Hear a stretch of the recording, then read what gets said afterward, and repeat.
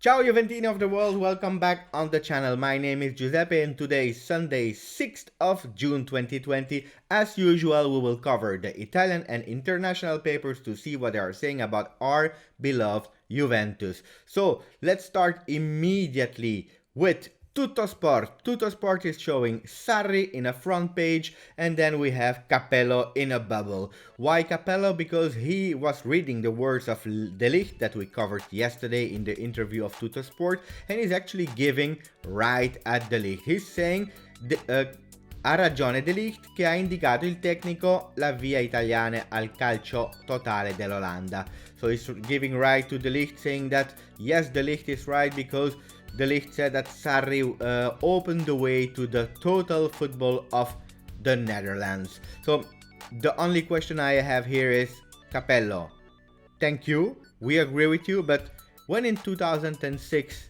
and 2005 you were training Juventus, we didn't see that really big Dutch Netherlands football. So strange for me that you love the way Sarri is playing because you are totally different trainers and coaches. But okay, so that's for Tutto Sport. Actually, they are saying il doppio segreto di Sarri, the double secret of Sarri. To be honest, I was not able to go inside, but we have even more important news on the next papers. Corriere dello Sport, la A spacca il calcio. So they are explaining actually that the A Serie A is splitting the football. Why? Because presidents of Serie B are really angry with the Serie A. Because yesterday, as we explained already, they are thinking of freezing the Serie A with no winners, no relegation, and for sure that has an impact because all the teams of Serie B will not be able to go in Serie A. So presidents of Serie B are really angry and saying that if this happens, they will do everything they can to actually protest and to make sure that this decision is not accepted. And I have to say I understand it. Why? Because they were fighting so long. The difference between Serie B and Serie A is so big in terms of money, financially, so they deserve also to go in Serie A. Let's see what that will bring, because that will be a chaos. I hope Serie A will finish so that we can really have real winners, real relegated, but at the moment we don't know. What's also really interesting in Corriere dello Sport is inside they are showing actually the probably lineups for Juve Milan, the match of Friday. So who do we start, or who do they think that we will start? Buffon in the goal with Alessandro Bonucci, De Ligt, Quadrado, Matuidi, Bentancur, new entry Khedira, Ronaldo, Dybala, Douglas Costa. The big trio in the offensive line. More and more papers are going into that direction. Sarri tested them in the training match, so I hope we can see a really beautiful game and those players in action. Khedira, some will say yes, but we don't agree with Khedira, we don't like Khedira. I'm honest with you, it's not my favorite player, but who else can we put there? Ramsey, slight injury, so we know that. Pjanic, mentally not at the top. Rabiot is already gone with his head, so those are actually the players we have, and that might be the best probably lineup. That's for Corriere dello Sport, and then we go into La Gazzetta. La Gazzetta, who actually had an interview with Leonardo Bonucci. Scudetto e Champions, la Juve è pronta. He's saying Scudetto and Champions, Juventus is ready. We go, and actually I have to thank Maurizio from around Turin. Why? Because this morning he was reading the paper and he translated a lot of the inside of the Gazzetta in English. So if you don't yet, please go on Twitter, follow the guy because he's doing an amazing job. I will read some of the quotes from inside the Gazzetta that Maurizio translated already.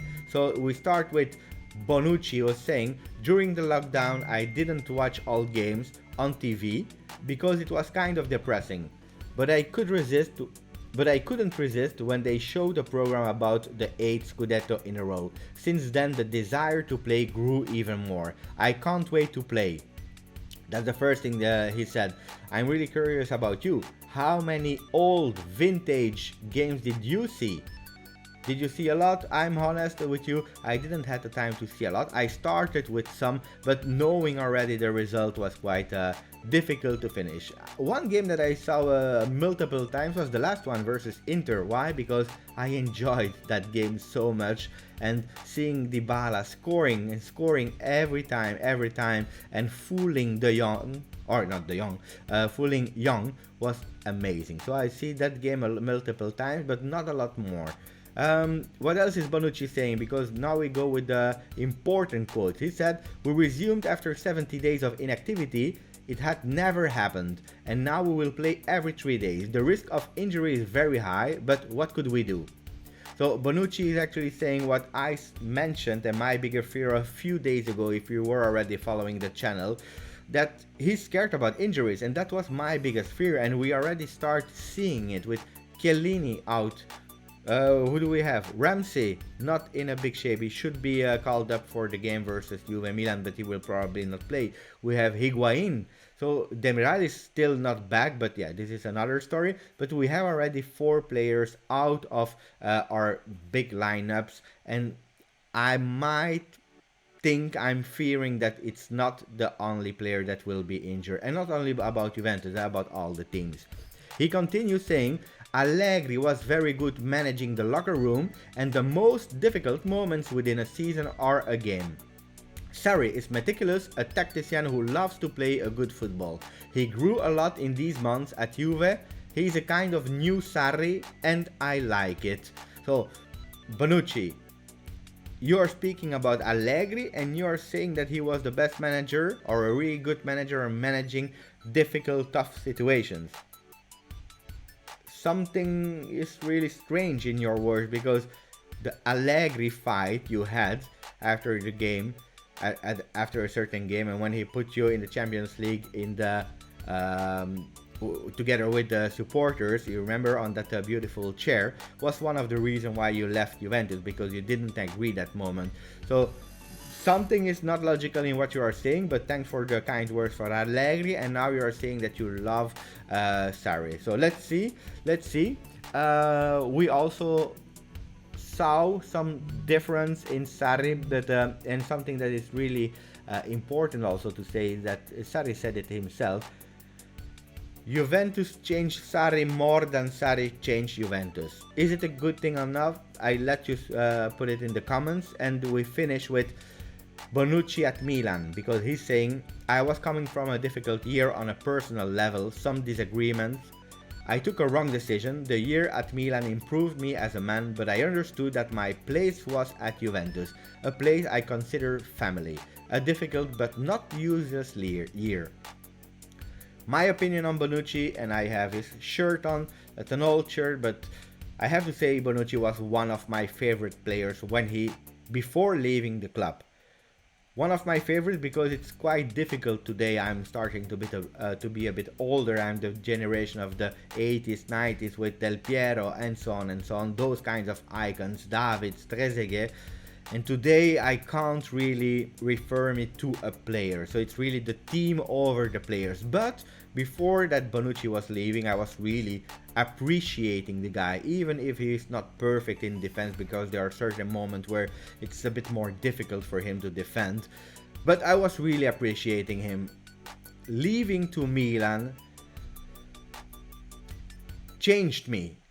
I forgave him when he came back, absolutely yes, because I have to say, and I think we have to forgive everyone at a certain moment. We cannot be and stay stubborn forever, but the problem is he will never be one of my favorite players anymore, because I forgive, yes, but I never forget what he did. It was a difficult moment for him. I understand, it's humanity, we all react differently at problems.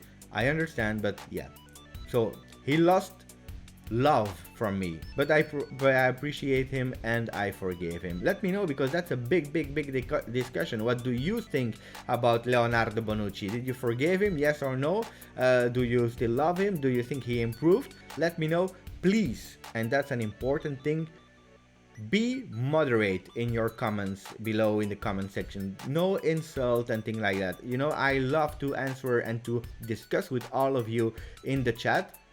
but I only answer to constructive feedback. That doesn't mean that you agree with me, but just constructive feedback, guys. So those were actually the news. We have one article in Tutto Juve who's saying that actually the teams are thinking to reopen the stadiums. Here they're writing that for the end of the season towards, Juventus is hoping and planning to have at least 20% of the stadium filled. I hope so. But most important, don't go too fast. We just said yes to football. We just said that we are not even sure that we will finish because pay attention for the quarantine. Teams that are tested positive, they have to be 14 days at home. So pay attention to going too fast, but that would be amazing to reopen the stadium. Finishing with two things and then it's over for today. First of all, thank you, because we are growing day after day. We just reached 550 and as we speak 52 subscribers on the channel. That's thanks to you. Thank you. Amazing. And I hope we can continue even more and more and more. And then the last thing is, yesterday together with Juve designer Martina, we officially opened the Juve show. The Juve show is actually a new channel, a new YouTube channel where once a week we will have some hosts and we will speak about Juventus in a kind of talk show where we will have different opinions, we will do some games, we will try to entertain the people as much as possible, giving the English-speaking Juventus community even more visual material. Thank you for watching. Please, as always, don't forget to subscribe, like the channel, and if you want to, comment. Thank you. Grazie. Forza. Juve.